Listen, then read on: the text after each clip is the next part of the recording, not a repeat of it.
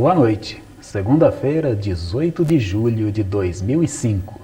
Estamos aqui para a 15ª edição de Maêutica, pelas ondas cabeadas e eletromagnéticas de nossa TV Leme. Vamos responder aqui a uma solicitação do nosso amigo Padre Antônio Geraldo Ribeiro. Ele pediu-nos que informasse que muito brevemente estarão sendo colocados ladrilhos no frontão da nossa Igreja Matriz da Imaculada Conceição, com uma estampa da Imaculada Conceição de Maria. Trata-se de um trabalho caro, difícil, encomendado há já bastante tempo, e ele acredita que no mais tardar em 30 dias esse painel, por assim dizer, elaborado com a sobreposição de ladrilhos, esteja completado. Esperamos estar assim respondendo ou cumprindo com o anúncio solicitado pelo nosso amigo Padre Antônio Geraldo Ribeiro, ali da Matriz da Imaculada Conceição.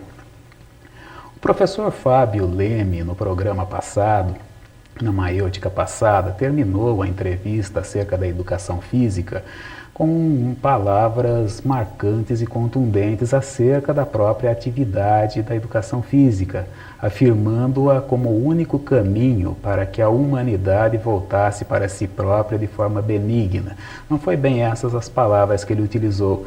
Nós não tivemos tempo de discutir um pouco essa afirmação, gostaríamos de fazê-lo e com certeza o faremos mais oportunamente. Professor Fábio, vai aqui o nosso abraço.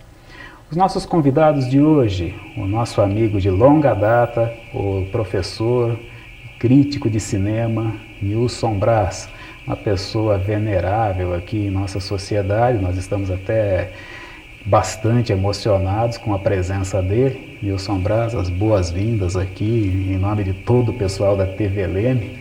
Permito-me representá-los. E na segunda meia hora, um dos nossos patrocinadores, o nosso amigo Carlos Piazza, que é também empresário, que é também radialista. Nós vamos fazer um intervalo e daqui a pouco estaremos de volta.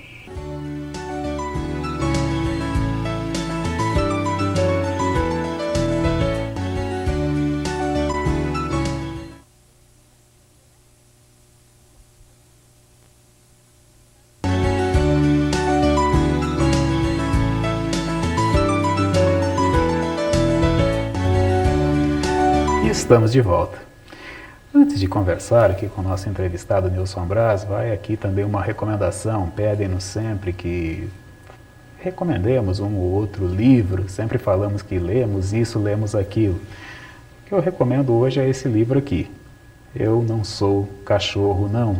Pode até parecer um título jocoso, mas assim não é. Trata-se de um trabalho muito sério, elaborado pelo crítico Paulo César de Araújo, acerca da música brega, da chamada música popular cafona, fazendo uma relação dela, do período em que ela vigorou ali durante o regime militar, mostrando que ela também pode ser encarada como um símbolo de resistência. E discorre ele sobre vários artistas, como Odair José, como Valdir Soriano, mostrando que eles também tiveram a importância deles, né, em relação à nossa cultura, e que de uma certa forma ficou ali marcada por aquele pessoal engajado, Caetano Veloso, Chico Buarque, Gilberto Gil, Vandré, Milton Nascimento. O livro eu posso garantir a todos, é um tapa na cara, chama-nos de hipócrita e prova que o somos. Bem, Nilson Braz, boa noite. Boa noite, Lázaro. Poxa, quanta história nós temos para contar, não, Nilson? Muitas histórias, né? Nilson, você nasceu em Leme, né? Eu nasci em Leme. E você passou uma temporada estudando fora. Eu passei uma temporada estudando em São Paulo. Fiquei vários anos em São Paulo, depois voltei para cá. Agora, seu pai, sua mãe, como que eles se chamavam mesmo? Meu pai era João Braz Filho. João Braz Minha Filho. mãe, Maria Denzin Braz. Vocês residiam ali onde agora se localiza o estacionamento do União Serve. Exatamente. Aquele ponto comercial sob a direção de sua família permaneceu até quando? Aquilo ficou... Era uma loja, de confecções. Era uma loja. E passei uma vida ali desde 10 anos de idade, e há pouco tempo, faz uns 3 anos que eu me mudei dali, nós vendemos ali a casa, porque ali ficou mais um ponto comercial mesmo, né? Então, aí eu saí dali, mas tenho saudade. Tem saudade daquela região. Nilson, a sua infância, ela foi pontuada também pelo cinema, porque você se tornou muito conhecido como crítico de cinema, né? Na sua infância, houve o cinema? Não muito na infância, mas depois na adolescência. A infância, pouco. Depois, na adolescência, já foi mais pontuado, eu me interessei mais e sempre continuei interessando-me cada vez mais. Desde a época que eu fui para São Paulo, fui estudar em São Paulo, então eu passei a me interessar mais. Depois voltei para cá e continuei. Você chegou a pegar o auge do cinema, não para o cinema mudo não deu tempo, né? Não. Agora o cinema preto e branco, principalmente. Sim, o preto e branco, sim. Depois aí passou preto e branco, logo depois já tinha o cinema em cores, né? E depois já passou para a tela larga, CinemaScope, mas isso mais tarde. E em preto e branco eu cheguei a pegar uma boa fase também. Você acredita, fazendo uma relação com a atualidade, né? Muita coisa aconteceu de uns tempos para cá. Agora, houve um período em que o cinema foi revolucionado, houve a passagem do cinema mudo para o cinema sonoro. Posteriormente, o advento das cores. Os truques cinematográficos sempre existiram, mas atualmente essas imagens digitais, elas já não são mais... Depois outros efeitos especiais muito comentados. Exatamente. Né? O cinema hoje tem muitos efeitos especiais. E antigamente não tinha isso. Tanto é que filmes épicos, como nós tivemos há tempo atrás, Os 10 Mandamentos, Ben-Hur, né, Rei dos Reis. Então, quando contava-se com centenas ou até milhares de figurantes, mas eram figurantes mesmo. E hoje é tudo computadorizado, né? Então, mudou muito, a técnica de cinema é outra. Uma pessoa acaba sendo multiplicada a exaustão. Exatamente, a exaustão. Então é diferente, e antigamente nós não tínhamos essa tecnologia que tem hoje. Então antigamente eu lembro, mesmo quando eu estava em São Paulo, então era o cinema, era uma fábrica de sonhos, né? Digamos assim. Então a gente sonhava muito vendo o filme. E os nomes dos atores eram muito importantes, hoje já não tem muita importância isso. Os nomes dos atores nas marquises de cinema apareciam o nome do filme e o nome dos atores com a mesma projeção. Hoje não, hoje é o nome do filme. Os atores já não aparecem com aquela evidência que existia antigamente, que eram os astros e as estrelas de cinema. Hoje já não é mais assim. Alguns chegam a acreditar que o cinema, enquanto veículo de comunicação de massa, ele tende a desaparecer, ele tenderia a desaparecer. Você acredita nisso? Eu acho que não. Eu acho que ainda Eu falo isso foi algo que o Mário Prata afirmou na televisão. Eu achei um pouco pesada a afirmação dele, né? Eu acho que não. Eu acho que continua ainda sendo um veículo de comunicação. A televisão esvaziou as salas cinematográficas? Você acompanhou essa fase, né? No início eu acho que sim.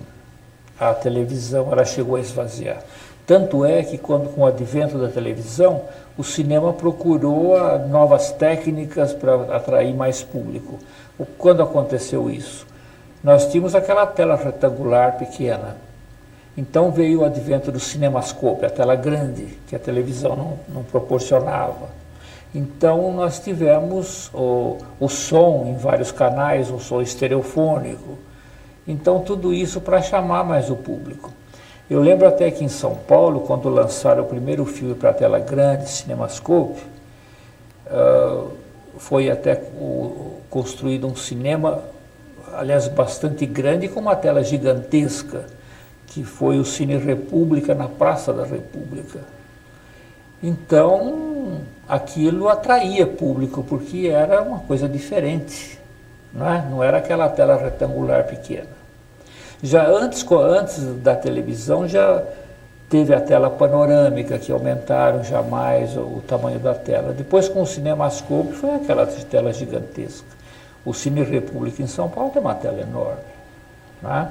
Mesmo aqui em Leme, o cinema que nós temos aqui tem uma tela grande, porque é uma sala grande, para aproximadamente 1.200 espectadores. A inauguração do Alvorada aconteceu no auge do cinema, podemos assim dizer. Foi no auge quando havia essas mudanças técnicas, tamanho de tela, a bitola do filme mais larga. Então, foi quando surgiu aqui o Cine Alvorada, que foi inaugurado no Dia da Cidade, 29 de agosto de 1959.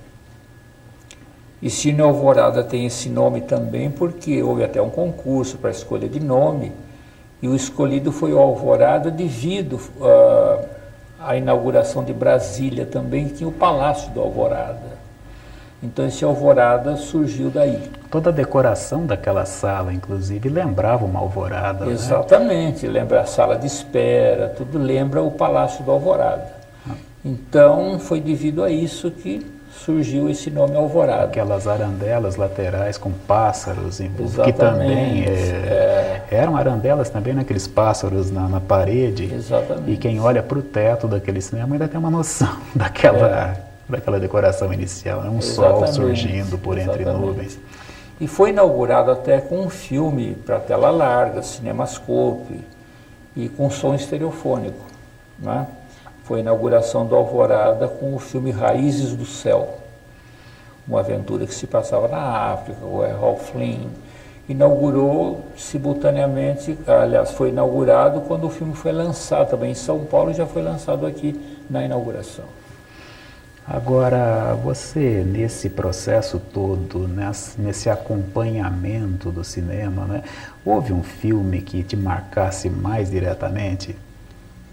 Você disse que marcasse mais, mas quando isso? Determinada época? Ou... Não, aquele que mais te disse alguma coisa. Eu acho que os filmes antigamente diziam até mais. Né? Um filme que me marcou muito mesmo foi um filme do Luchino Visconti, italiano, Rocco e seus Irmãos, do Luchino Visconti, uma fita que me marcou bastante.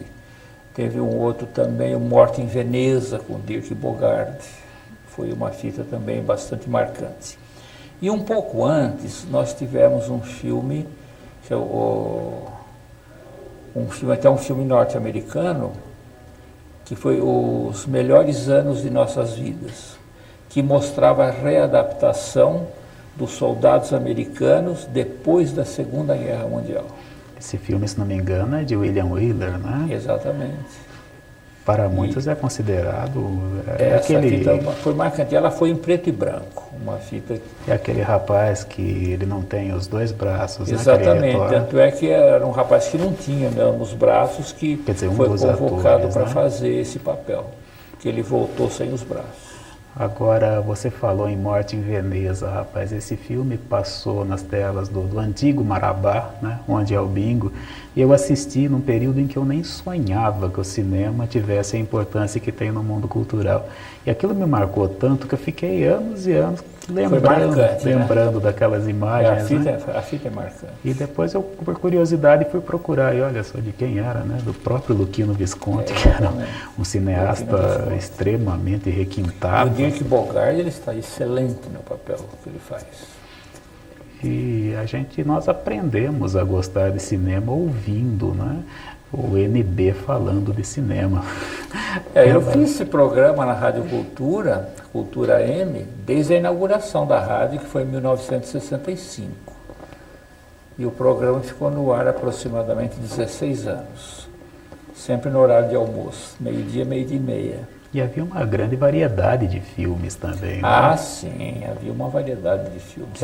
Eu lembro que no começo, o Cine Alvorada, quando completava o aniversário, em agosto, dia 29 de agosto, eram promovidos festivais. Então, durante uma semana, um filme por dia. Então, para aqueles que gostam de cinema, era um prato cheio, né? E sempre filmes bons.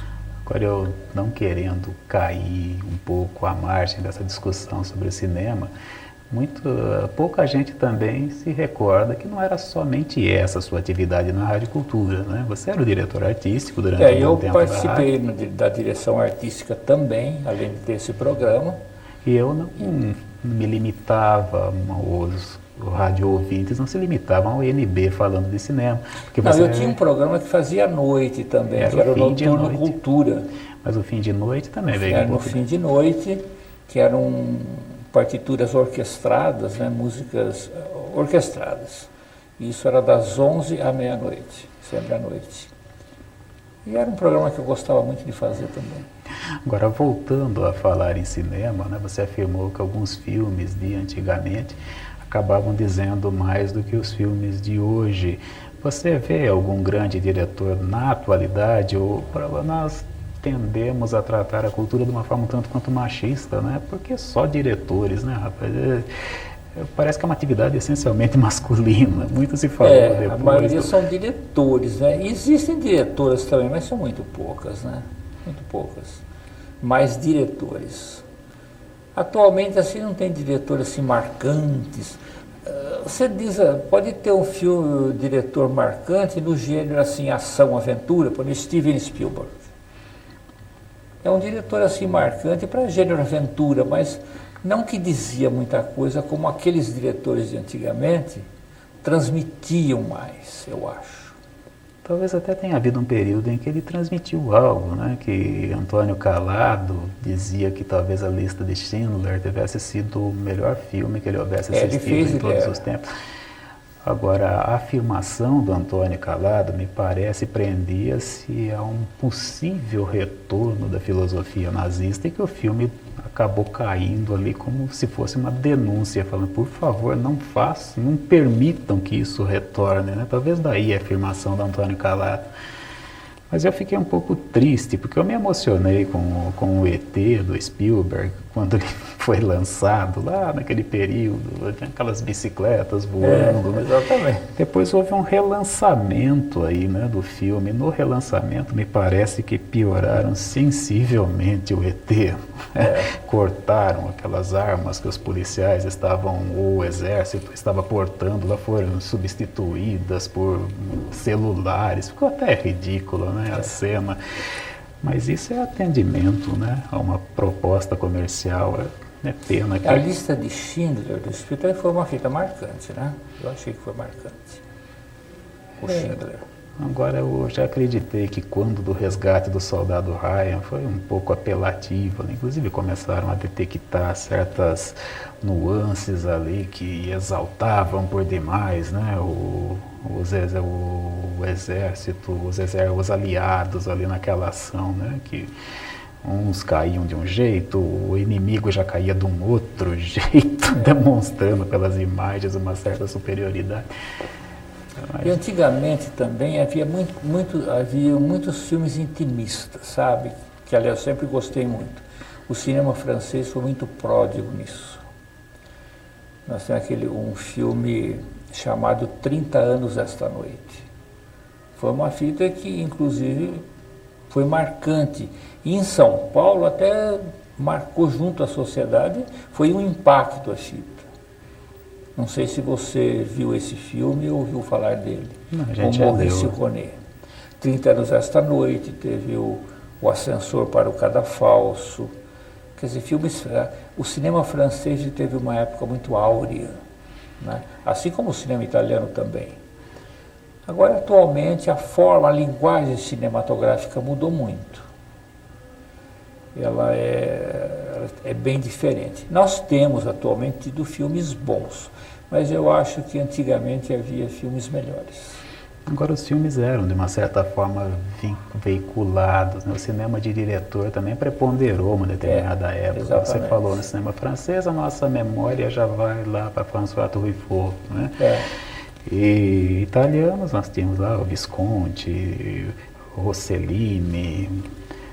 Monicelli já era uma outra vertente. Já era diferente. Uma outra vertente, exatamente. Acho engraçadíssimo do Mauro Monicelli, né? O quarteto, quinteto irreverente, não me recordo agora, Nossa, quanto que eles aprontam. Inclusive esse pessoal esteve no Brasil aí, né? Fazendo teatro, fazendo cinema, o próprio Monicelli, a Tônia, Célia, Altran, aquela famosa trinca do teatro brasileiro. O Celli era Adolfo Celli, né? Um dos atores lá que inclusive trabalha, creio, no Quinteto Irreverente.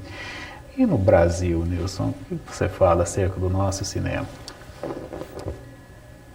Atualmente o cinema brasileiro tomou um novo impulso, eu achei.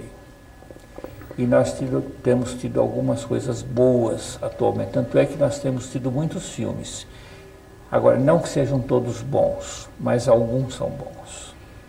Então tivemos filmes marcantes, inclusive que têm feito sucesso em festivais no exterior. Nós tivemos aquele filme Central do Brasil, foi um filme assim interessante e que cativou muito o público estrangeiro também. Você assistiu o Central do Brasil? Assisti. Gostou? Eu quase apanhei aqui, né, outro dia, porque eu falei que A Vida é Bela, eu acreditei ser um filme melhor que Central do Brasil, né? E o pessoal que gosta do Walter Salles Jr. não me perdoou, não, me cobraram na rua. Pelo que eu falei. A Vida é Bela é um filme bom também. Que foi? Você achou que A Vida é Bela é melhor? Ele acabou desbancando lá como o Oscar de melhor filme estrangeiro, né? Desbancou. Não, nisso você tem razão, eu acho. eu acho. Mas cuidado que vão te cobrar aí na rua. Por favor, a culpa é toda minha aqui, tá? Mas temos tido algumas coisas boas, sim, eu acho. É uma fita que eu achei interessante do cinema brasileiro atual, é aquele O Bicho de Sete Cabeças. Esse eu não acompanhei. Esse também achei bom. E tem um filme recente,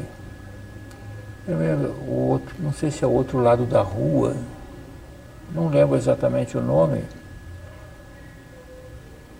com o Raul Cortez e a mesma atriz Central do Brasil, a Fernanda Montenegro. A história, os dois são os atores principais.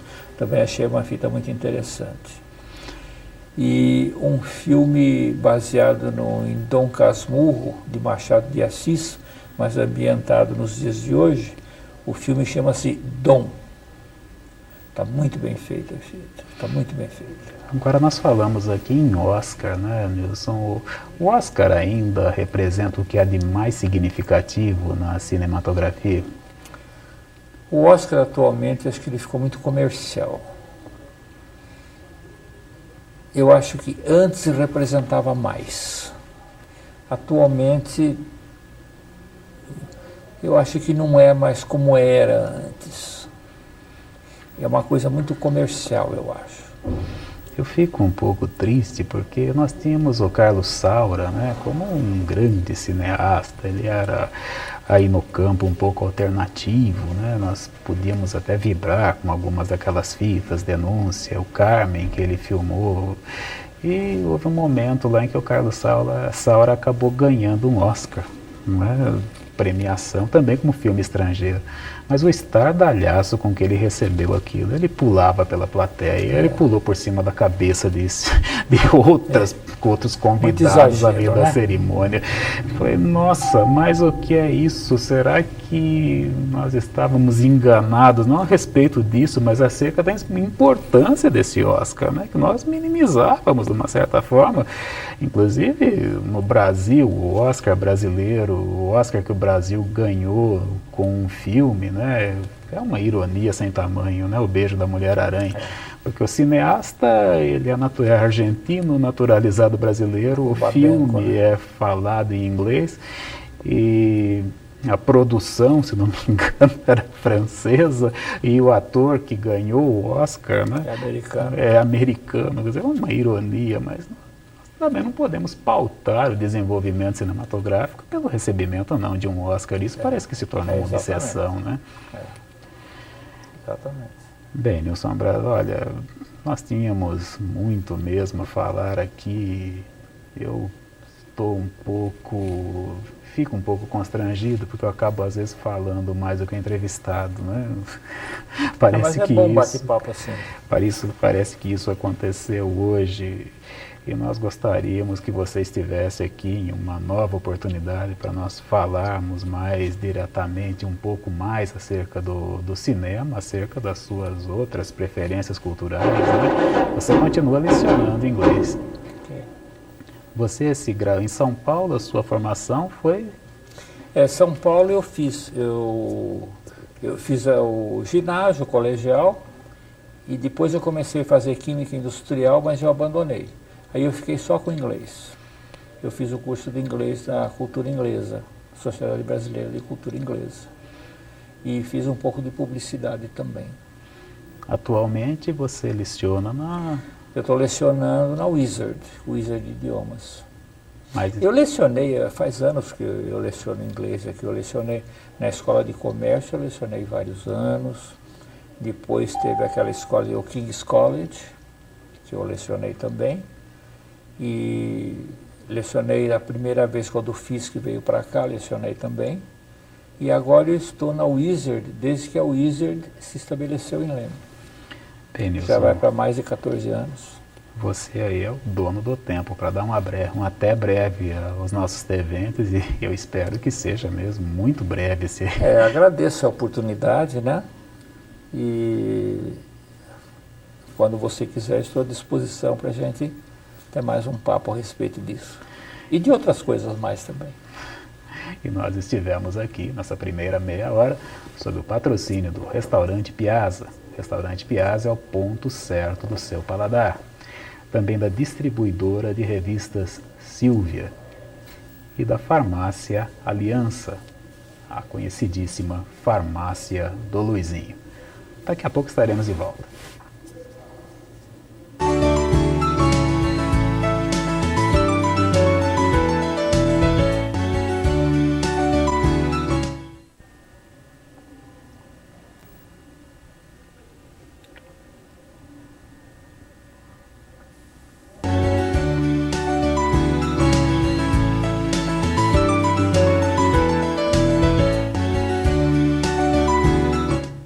E estamos de volta, lembrando que sempre sob o patrocínio do Restaurante Piazza, o ponto certo do seu paladar, da distribuidora de revista Silvia e da Farmácia Aliança, a farmácia do Luizinho.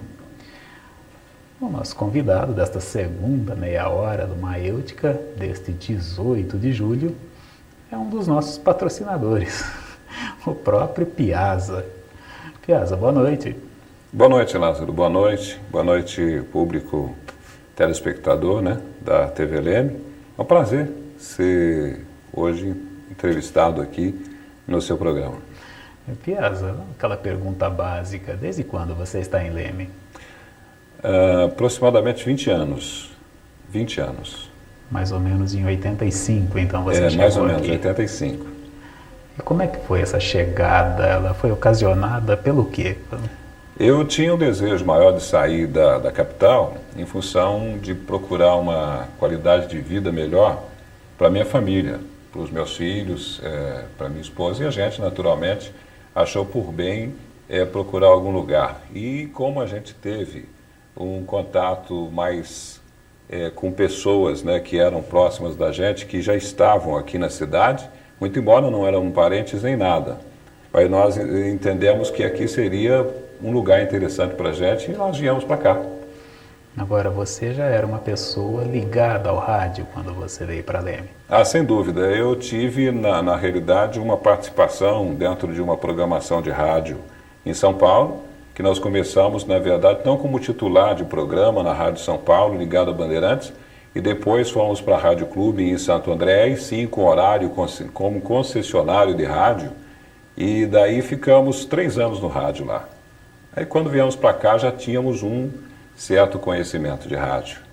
Parece que você fez um curso de radialismo. Né? Perfeito. Eu fiz em Guarulhos, na oportunidade já como radialista, mas eu precisava, na verdade, me aperfeiçoar um pouco mais e entendi que o curso seria interessante e nós fizemos esse curso. Você é apaixonado pelo rádio, Piazza? Olha, todos os que fazem rádio, todos os que realmente se envolveu e militou no rádio, tem essa paixão, e é difícil, eu estou falando isso e quem fez sabe que é verdade, é difícil se ausentar de vez do rádio. O rádio é um tema apaixonante, né? Antes de estar fazendo rádio propriamente dito, você ouvia muito rádio? Eu ouvia, eu sempre tive uma aproximação muito grande, em especial com as músicas mais voltadas para o sertanejo, e na oportunidade a gente até fazia umas brincadeiras com duplas e tal, e de repente eu tive até acompanhando, quando criança mesmo, algum programa de rádio em São Paulo, Rádio Piratininga, essas rádios, e eu tive a oportunidade de ver como que se fazia rádio, e daí então um dia veio a calhar, né, da gente estar participando do rádio também como titular do rádio. O grande desenvolvimento no rádio do Brasil, isso todos são unânimes em dizer, né? Ele ocorreu em função de dois fatores básicos. Era a música, né? A música popular brasileira, não aquela MPB engajada de que nós falamos aqui agora há pouco, também ela, mas a música em geral, né? E o futebol, né? Que foram os dois grandes fatores que fizeram com que o rádio ganhasse uma projeção, né? Projeção altíssima em termos de audiência, né? E de veiculação. Você esteve sempre ligado à música, também ao futebol, às notícias? Como que foi esse seu preâmbulo aí no rádio? Eu acho que mais por volta da época que o sertanejo ainda era aquela música caipira, né? Ainda tinha umas restrições aí, as pessoas elas não gostavam às vezes de fazer comentários da música caipira, mas ouvia. Eu tinha realmente uma participação nessa época e me envolvi mais em função da própria música sertaneja. Eu acho que mais isso, né? Não foi... O futebol é natural, né? Que a gente tinha realmente uma ligação forte porque eu ouvia o futebol pelo rádio, era uma coisa que prendia muito. Na época a televisão não existia, o rádio que tinha realmente um... Aliás, o rádio era meio difícil até de você sintonizá-lo, né? Porque tinha ocasião que ele saía fora do ar, mas você prestava atenção, focava e tal, até pegar um ponto interessante e acaba ouvindo. Eu lembro, Lázaro, que nós tínhamos um transglobe da Philco, e aquele transglobe ele pegava estações, né, de outros países, inclusive, né? Então, e a gente tentava de todas as maneiras pegar essas faixas aí para ficar ouvindo. O rádio prendia muito a gente, bem verdade. A gente brinca, né? Você estava falando de cinema aqui agora com o Nilson Braz, falamos inclusive do Spielberg, mas no filme, se não me engano, em 1942, 43, é o nome do filme, né? Um dos filmes do Spielberg, em que ele retrata a invasão de Pearl Harbor.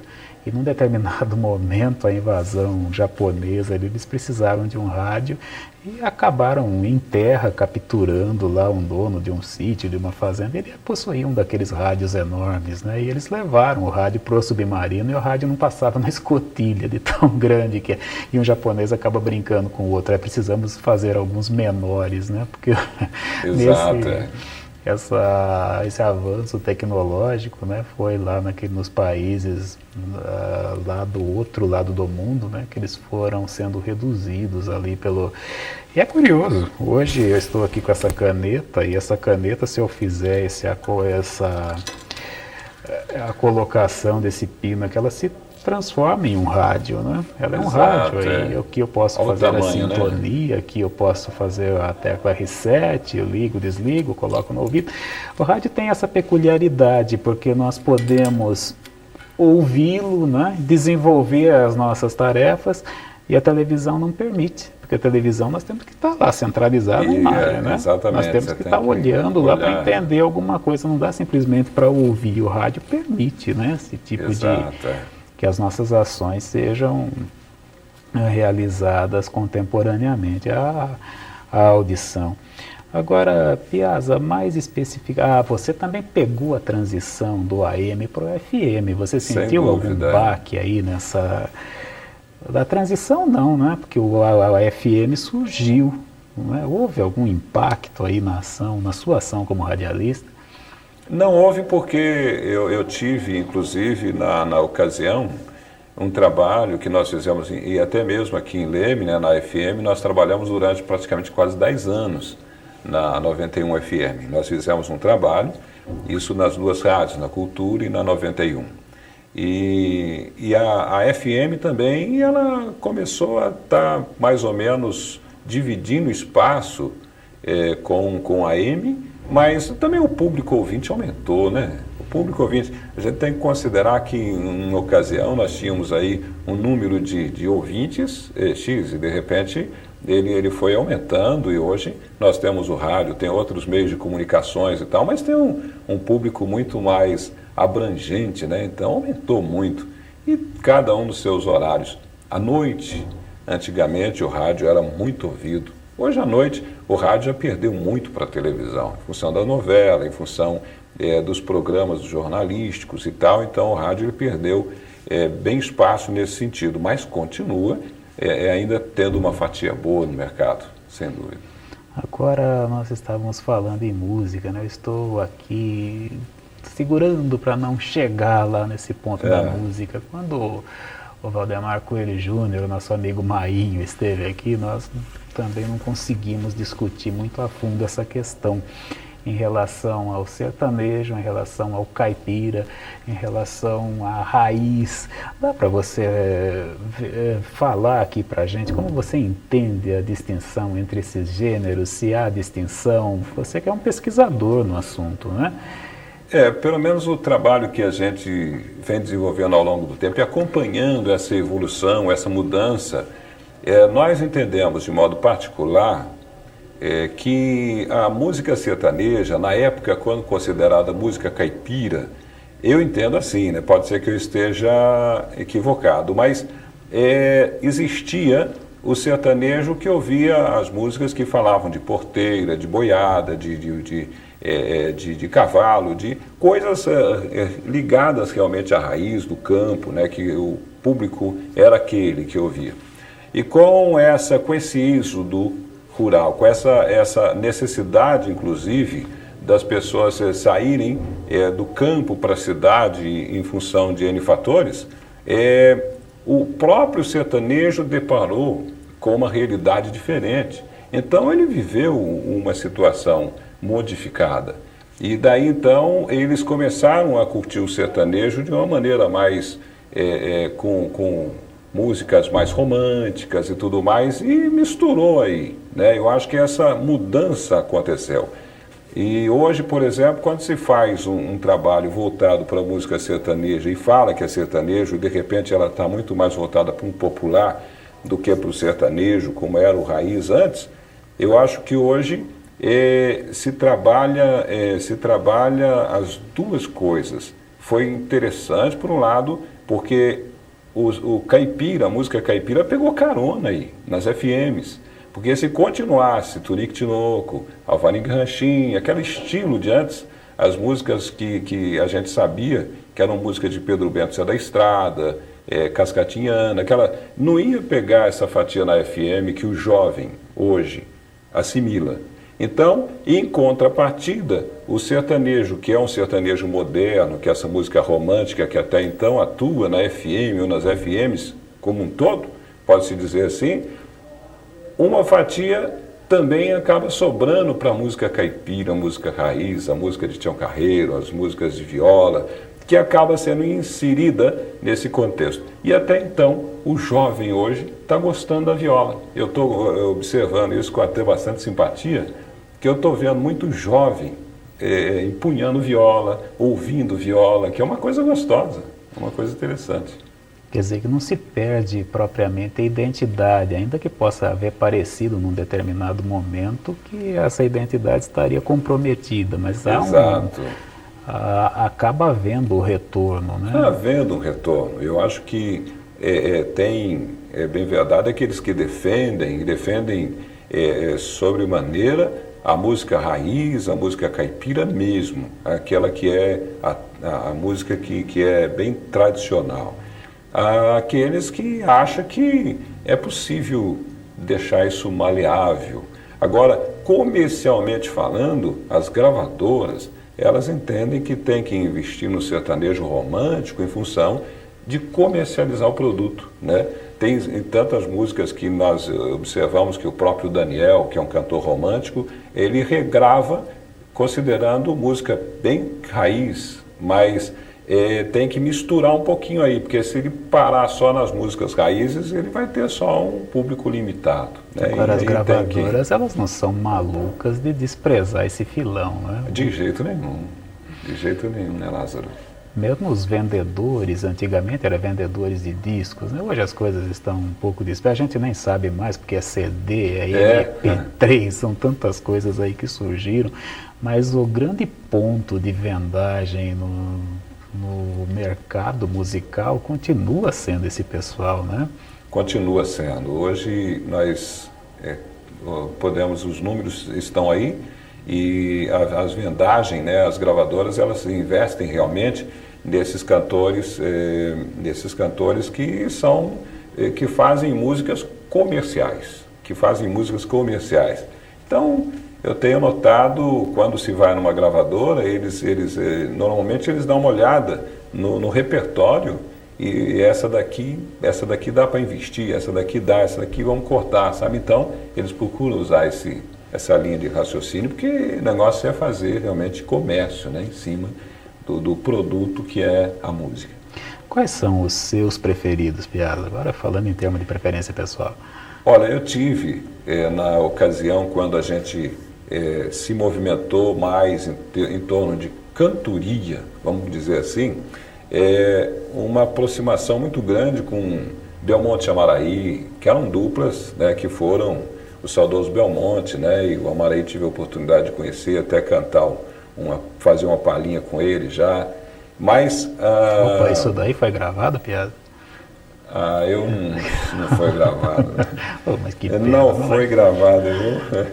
Então, o que nós tivemos, aproximação maior, eram com essas duplas mais sertanejas, assim, até o próprio Milionário Zé Rico, Chitãozinho Chororó, essas duplas que a gente aprendeu bastante a conviver, né, com o estilo deles.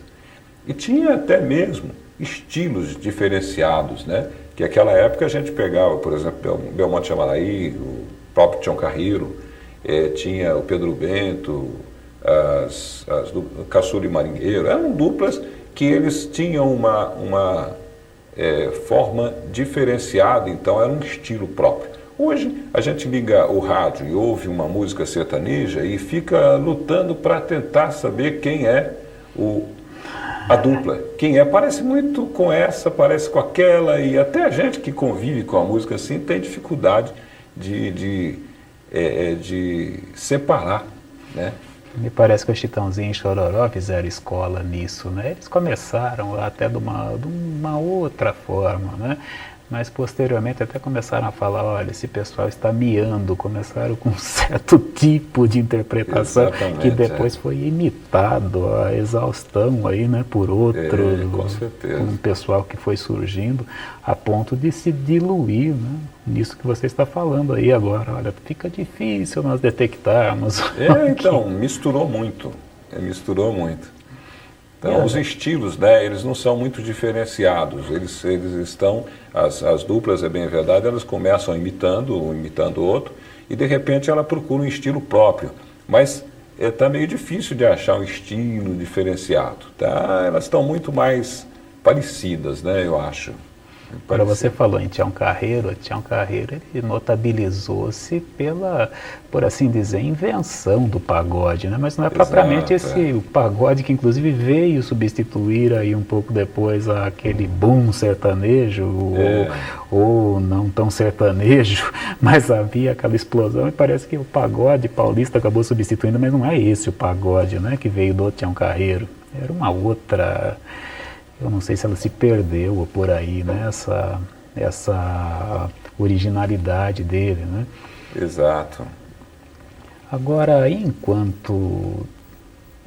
agora falando no campo empresarial, enquanto comerciante, você é ligado, né? O seu nome aliás, o seu nome não é Carlos Piazza, né? Não é. Eu posso até aproveitar essa oportunidade que a TV Leme nos dá através do seu programa e clarear um pouquinho essa questão para alguns que muitas vezes por aí, na hora de preencher um cheque, falam, mas por que José Carlos Pereira? E é hora que eu tenho que contar uma historinha, e essa historinha eu tenho contado para algumas pessoas e nem dá para contar para todas, e Mas essa oportunidade nossa audiência aqui é bem grande, Oh, você não vai certeza. precisar audiência não, por favor, audiência é coisa só de rádio, mas olha só, a gente é um pouco viciado em rádio, a gente fala a nossa verdade, audiência. Então, que o público de casa tem, naturalmente, curiosidade às vezes e pergunta, e quando é o caso de perguntar, eu tive uma participação no rádio, como eu havia dito, como Pereira, né?